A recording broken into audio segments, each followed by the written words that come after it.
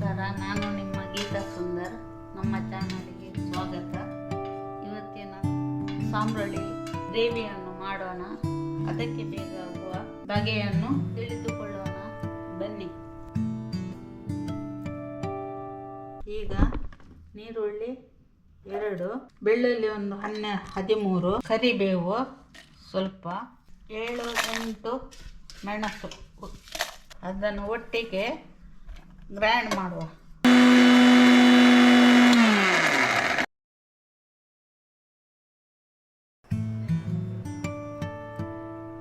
ಸಾಂಬ್ರಳಿಯನ್ನು ಗೋಣಿಗೆ ಹಾಕಿ ಬಡಿಯುವ. ಸಿಪ್ಪೆ ಹೋಗ್ತದೆ. ಇಲ್ಲದಿದ್ದರೆ ನೀರಲ್ಲಿ 1 ಗಂಟೆ ಹಾಕಿ ನೆನೆಸಿದರೆ ಸಿಪ್ಪೆ ಜಾರ್ತದೆ. ಸಾಂಬ್ರಳಿಯನ್ನು ಬಡಿದ ನಂತರ ಸಿಪ್ಪೆ ಹೋಗದಿದ್ದರೆ ಚೂರಿಯಲ್ಲಿ ಸಿಪ್ಪೆ ತೆಗಿಬೇಕು.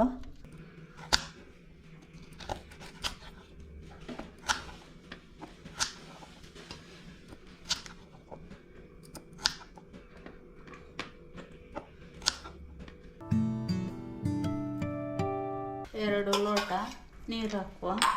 ರುಚಿಗೆ ತಕ್ಕ ಉಪ್ಪು, 1/4 ಸ್ಪೂನು ಅರಸಿನ ಹುಡಿ, 10 ನಿಮಿಷ ಬೇಯಲಿಕ್ಕೆ ಬೇಕು.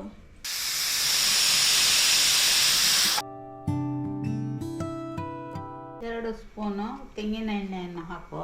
1 ಸ್ಪೂನು ಸಾಸಿವೆ ಹಾಕುವ. ನಂತರ ಕರಿಬೇವು ಹಾಕುವ. ಉರಿದ ನಂತರ ಮಸಾಲೆಯನ್ನು ಹಾಕುವ. ಮಸಾಲೆ ಹಾಕಿದ ನಂತರ ಫ್ರೈ ಮಾಡುವ. ಬೆಂಕಿ ಸ್ವಲ್ಪ ದೊಡ್ಡದಿರಲಿ ಮಸಾಲೆ ಫ್ರೈ ಆಗುವಾಗ. ಮಸಾಲೆಯನ್ನು ಒಂದು 5 ನಿಮಿಷ ಉರಿಯುವ. 5 ನಿಮಿಷ ಆದ ನಂತರ ಕುಕ್ಕರಲ್ಲಿ ಬಿಡಿಸಿದ ಸಾಂಬ್ರಳಿಯನ್ನು ಮಸಾಲೆಗೆ ಹಾಕಿ ಮಿಕ್ಸ್ ಮಾಡುವ. ಬೇಕಾದರೆ ಅದರಲ್ಲಿ ನೀರು ಇರುತ್ತೆ. ಬೇಕಾದರೆ ನಿಮಗೆ ಸ್ವಲ್ಪ ನೀರು ಹಾಕಿ ಕುದಿಯುವ ತನಕ ಇಡಬಹುದು.